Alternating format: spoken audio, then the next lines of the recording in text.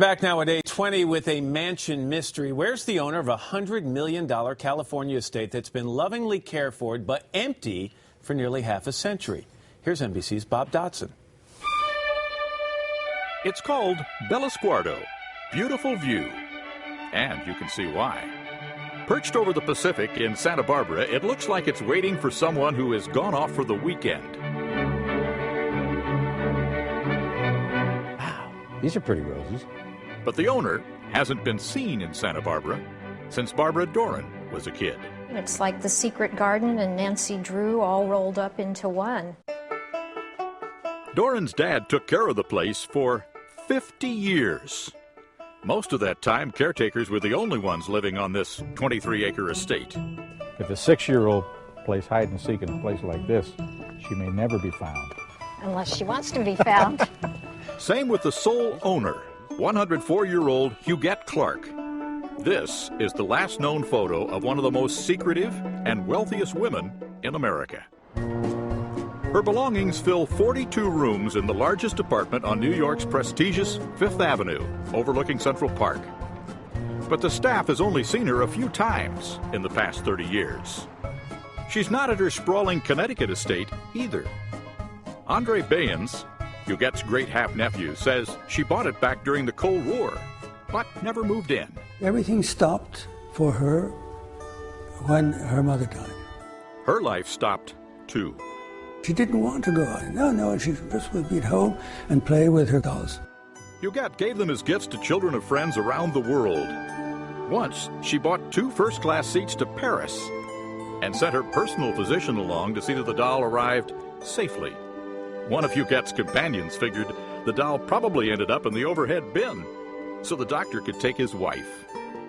The reclusive heiress had no children of her own, but She would invite me over to have tea in the afternoon. the little girl who hid in the garden, like her, I have a great picture that she took of me. with a Polaroid camera, one of the world's first instant pictures.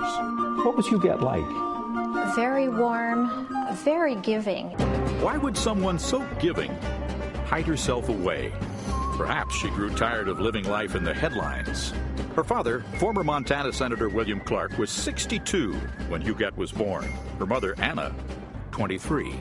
No record of their marriage was ever found. Society buzzed. But Clark was rich as Rockefeller, so he set them up in a Fifth Avenue mansion that cost 3 times more than the original Yankee Stadium. Huguette inherited a fortune in railroad cars, copper mines, cattle, timber, and banks. Her dad also owned the land that would one day be known as Las Vegas.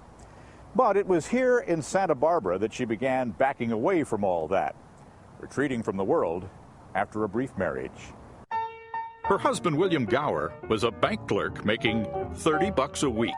She told her friends great wealth was a menace to happiness. So was Edward Fitzgerald, the Duke of Leinster, who told a British bankruptcy court he came to America looking for a rich wife. It's a sad thing. It's a sad thing. When I think about it, it's awful, awful. The Duke denied newspaper reports that Huguette and he were a couple, but she stepped into the shadows for good. She's still alive. She's still alive. In New York City, he said. My colleague Bill Dedman, MSNBC.com's investigative reporter, tracked her to a hospital. It's drab, patient names written on a board in the hallway. It couldn't be more ordinary. She's doing fine, her attorney says, but wants to be left alone. So we will not reveal the hospital's location. Huguette was born to great wealth in a gilded age. She's lived her long life in a gilded cage. There are no heirs to her vast fortune. What will happen to it is a mystery, like the life she lives. For today, Bob Dotson, Santa Barbara, California. You know, just because, you can have everything, and it's not enough. It's nothing, in the end. You feel kind of sad. It is a sad story. I'm bummed out. I'm not. No, I think it's kind of intriguing, but I want to know how Dotson got over the fence. How did he get in that property? Or as Keith Morrison said, or did he?